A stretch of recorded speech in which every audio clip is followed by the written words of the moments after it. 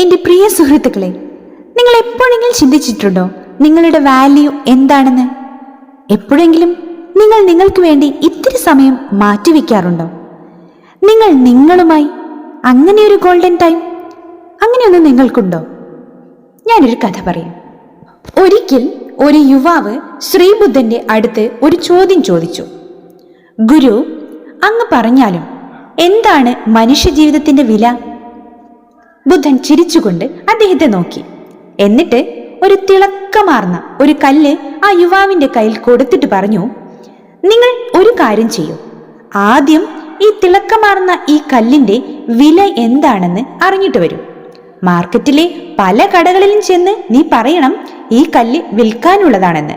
പക്ഷെ ഒരു കാര്യം ഓർമ്മിക്കുക, ഒരിക്കലും ഈ കല്ല് നീ ആർക്കും വിൽക്കരുത്. ഇത് കേട്ട യുവാവ് ആകെ ആശയക്കുഴപ്പത്തിലായി. എന്ത്? ഞാൻ ചോദിച്ചത് എന്താണ്? ഇദ്ദേഹം പറയുന്നത് എന്താണ്? പക്ഷേ തിരിച്ചൊന്നും തന്നെ പറയാതെ ആ യുവാവ് ആ കല്ലുമെടുത്ത് മാർക്കറ്റിലേക്ക് യാത്രയായി. ആദ്യം തന്നെ അദ്ദേഹം പോയത് ഒരു ഓറഞ്ച് വിൽപ്പനക്കാരന്റെ അടുത്തേക്കാണ്.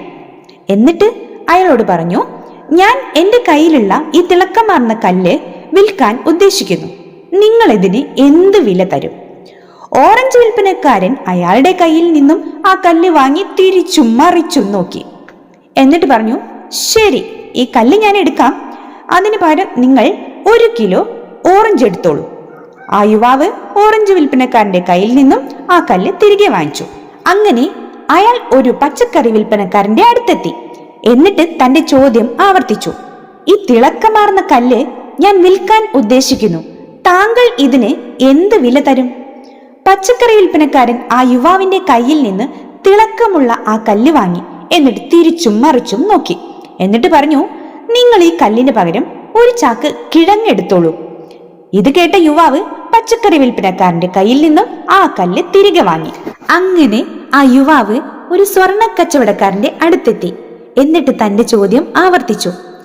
എന്റെ കയ്യിലെ തിളക്കമാർന്ന ഈ കല്ല് ഞാൻ വിൽക്കാൻ ഉദ്ദേശിക്കുന്നു. താങ്കൾ ഇതിന് എന്ത് വില തരും? സ്വർണ്ണ കച്ചവടക്കാരൻ ആ കല്ല് തിരിച്ചും മറിച്ചും പരിശോധിച്ചു. സ്വർണ്ണ കച്ചവടക്കാരന്റെ മുഖം അത്ഭുതത്താൽ വിടർന്നു. എന്നിട്ട് പറഞ്ഞു, ഇതെനിക്ക് തരൂ.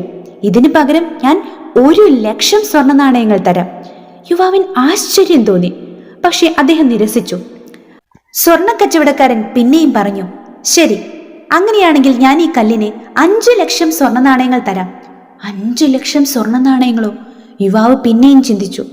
പിന്നീട് ഒന്നും പറയാതെ സ്വർണ്ണ കച്ചവടക്കാരന്റെ അടുത്ത് നിന്നും ആ യുവാവ് കല്ല് തിരികെ വാങ്ങിച്ചു. അങ്ങനെ അവസാനം അയാൾ ചെന്നെത്തിയത് ഒരു വജ്ര വ്യാപാരിയുടെ അടുത്താണ്. എന്നിട്ട് തന്റെ ചോദ്യം ആവർത്തിച്ചു. എന്റെ കയ്യിലെ തിളക്കമാർന്ന ഈ കല്ല് ഞാൻ വിൽക്കാൻ ഉദ്ദേശിക്കുന്നു. താങ്കൾ ഇതിന് എന്ത് വില തരും? സ്വർണ്ണ വ്യാപാരി മനോഹരമായ തിളക്കമാർന്ന ആ കല്ല് കണ്ടതും അയാളുടെ കണ്ണുകൾ വജ്രം പോലെ തിളങ്ങി. അദ്ദേഹത്തിന് തന്റെ കണ്ണുകളെ വിശ്വസിക്കാനായില്ല. അദ്ദേഹം അത്ഭുത പരതന്ത്രനായി. അദ്ദേഹം വേഗം തന്നെ ചുവപ്പ് നിറമുള്ള ഒരു പട്ടുതുണിയിൽ വളരെ സൂക്ഷ്മതയോടെ ആ തിളക്കമാർന്ന കല്ല് വെച്ചു. എന്നിട്ട് അതിനു മുന്നിൽ ഭവ്യതയോടെ തലകുനിച്ചു. എന്നിട്ട് യുവാവിനോട് ചോദിച്ചു, താങ്കൾക്ക് എവിടെ നിന്നാണ് ഇത്രയും അമൂല്യമായ കല്ല് കിട്ടിയത്? ഈ ലോകം തന്നെ മുഴുവൻ വിറ്റാലും ഈ അപൂർവമായ മാണിക്യക്കല്ലിന്റെ വില നിർണയിക്കാൻ സാധ്യമല്ല. അത്രയും അമൂല്യമായ അപൂർവമായ മാണിക്യക്കല്ലാണിത്. താൻ ഒരേ സാധനം തന്നെ വിവിധ സ്ഥലങ്ങളിൽ വിൽക്കാൻ ശ്രമിച്ചപ്പോൾ തനിക്കുണ്ടായ അനുഭവം അയാളെ പിന്നെയും ആശയക്കുഴപ്പത്തിലാക്കി. വജ്രവ്യാപാരിയുടെ കയ്യിൽ നിന്ന് ആ കല്ല് തിരികെ വാങ്ങി തിരിച്ച് ഗുരുവിനടുത്തെത്തി. എന്നിട്ട് സംഭവിച്ചതെല്ലാം പറഞ്ഞു. എന്നിട്ട് ഗുരുവിനോട് ചോദിച്ചു, അങ്ങ് പറഞ്ഞതുപോലെ ഞാൻ എല്ലാം ചെയ്തു. ഇനി അങ്ങ് പറഞ്ഞാലും മനുഷ്യ ജീവിതത്തിന്റെ വില എന്താണെന്ന്.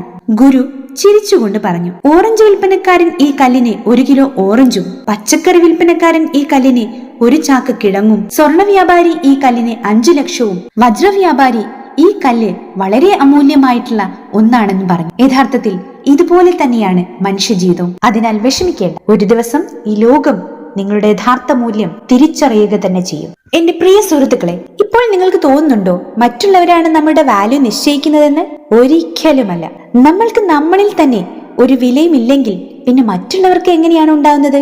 മറ്റുള്ളവർ അവരുടെ കാഴ്ചപ്പാടിനനുസരിച്ചാണ് നമ്മളെ വിലയിരുത്തുന്നത്. നമ്മളെപ്പോഴും സന്തോഷം കണ്ടെത്തുന്നത് മറ്റുള്ളവരിലാണ്. അവൻ അങ്ങനെ പെരുമാറിയത് കൊണ്ടാണ് എനിക്കിങ്ങനെ വിഷമം വന്നത്, അവൻ അങ്ങനെ പെരുമാറിയിരുന്നെങ്കിൽ ഞാൻ സന്തോഷിച്ചേനെ എന്നൊക്കെ അല്ലേ? എന്തിനാണത്? നമ്മൾക്ക് നമ്മളെ സ്നേഹിക്കാൻ കഴിയണമെന്നേ. ഉദാഹരണത്തിന്, എനിക്കൊരു ചോക്ലേറ്റ് ഇഷ്ടമാണ്, പക്ഷെ നിങ്ങൾക്ക് ആ ചോക്ലേറ്റ് ഇഷ്ടമല്ല. എനിക്ക് ഈ ചോക്ലേറ്റ് ഇഷ്ടമായതുകൊണ്ട് നിങ്ങളും ഈ ചോക്ലേറ്റ് ഇഷ്ടപ്പെടണം, നിങ്ങളും ഈ ചോക്ലേറ്റ് കഴിച്ചേ മതിയാവും, നിങ്ങൾ ഇഷ്ടപ്പെട്ടേ മതിയാവും എന്നിങ്ങനെ വാശി പിടിക്കാമോ? ഓരോരുത്തർക്കും അവരവരുടേതായിട്ടുള്ള ഇഷ്ടങ്ങളുണ്ട്, സ്വാതന്ത്ര്യങ്ങളുണ്ട്. അത് നമ്മൾ മനസ്സിലാക്കണം. ഞാൻ ഇഷ്ടപ്പെടുന്നതല്ല അവരിഷ്ടപ്പെടുന്നത്, അവരിഷ്ടപ്പെടുന്നതല്ല ഞാൻ ഇഷ്ടപ്പെടുന്നത്, അല്ലെ? നമ്മുടെ വാല്യൂ നമ്മൾ തീരുമാനിക്കുന്നതാണ്. നമുക്ക് നമ്മളെ സ്നേഹിക്കാൻ പറ്റണമെന്നേ.